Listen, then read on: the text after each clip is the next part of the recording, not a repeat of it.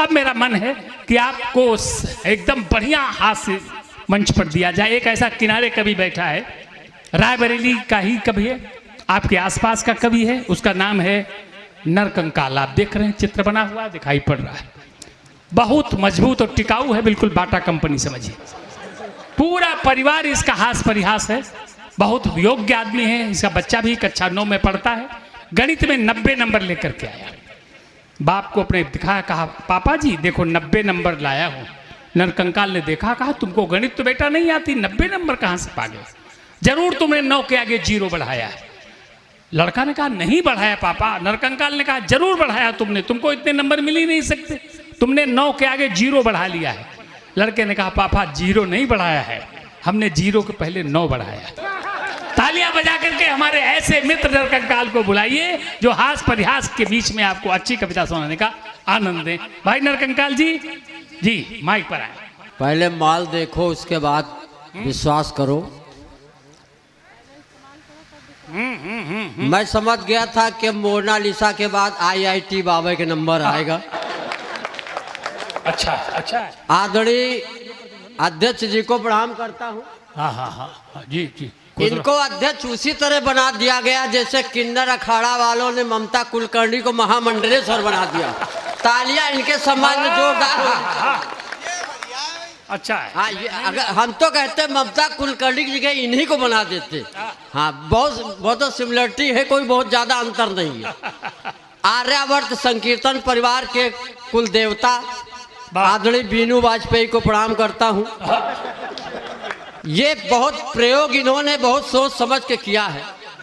आर्यावर्त संकीर्तन परिवार कई वर्षों से कीर्तन का आनंद उठाता रहा।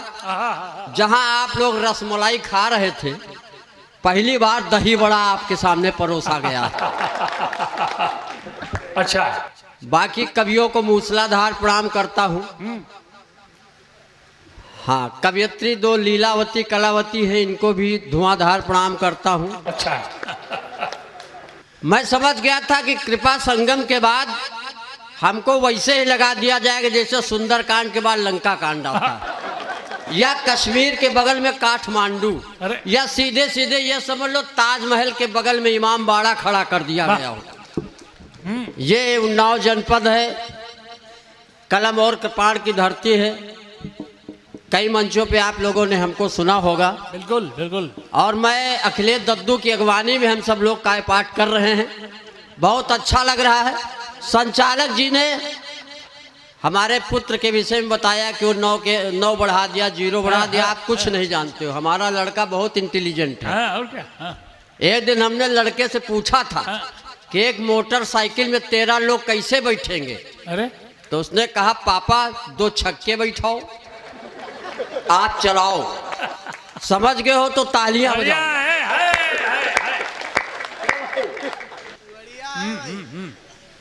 और बहुत अच्छा लग रहा है। मैं 4 पंक्तियां संचालक जी को अगर झोंक दूं तो कैसा?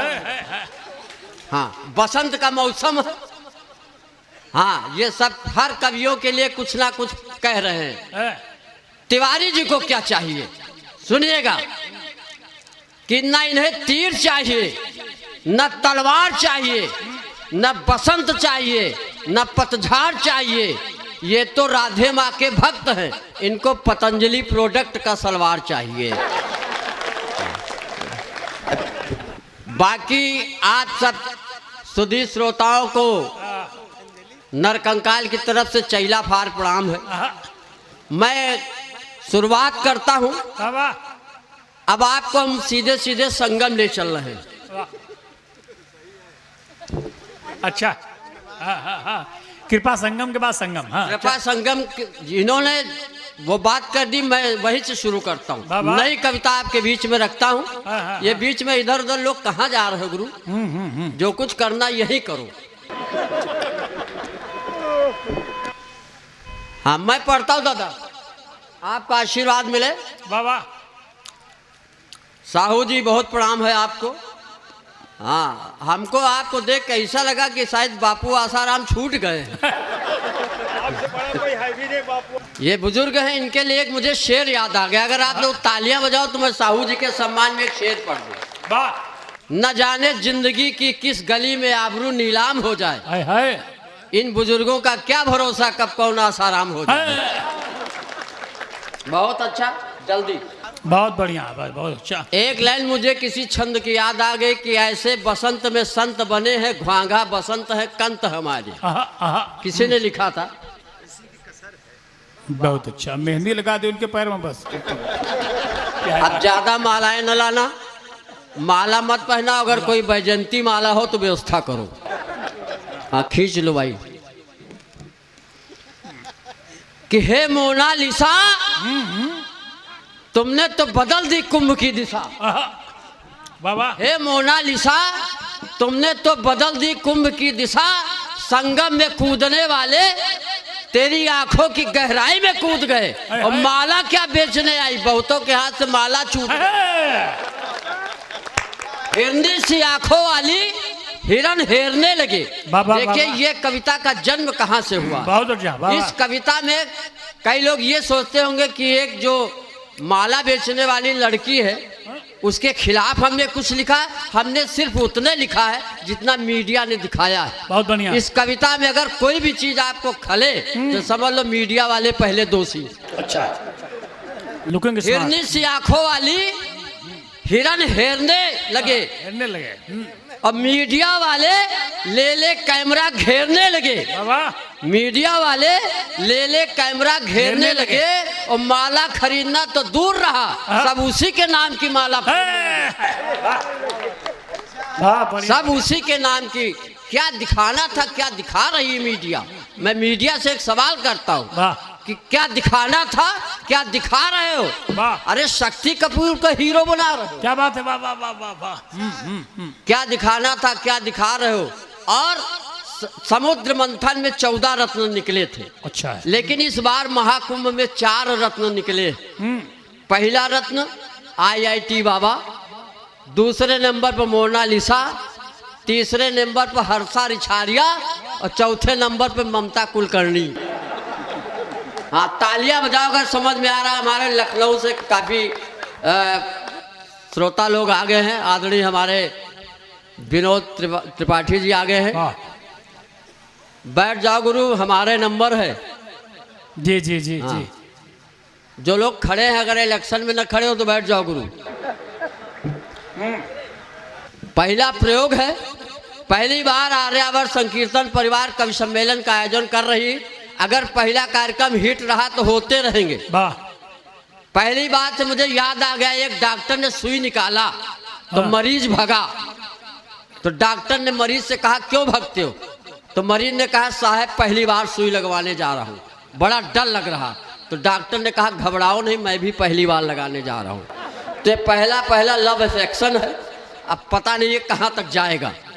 मैं उस कविता को पूरा करता हूँ, फिर और 2 छोटी छोटी कविताएं पढ़ूंगा, ज़्यादा टाइम नहीं लूंगा मैं।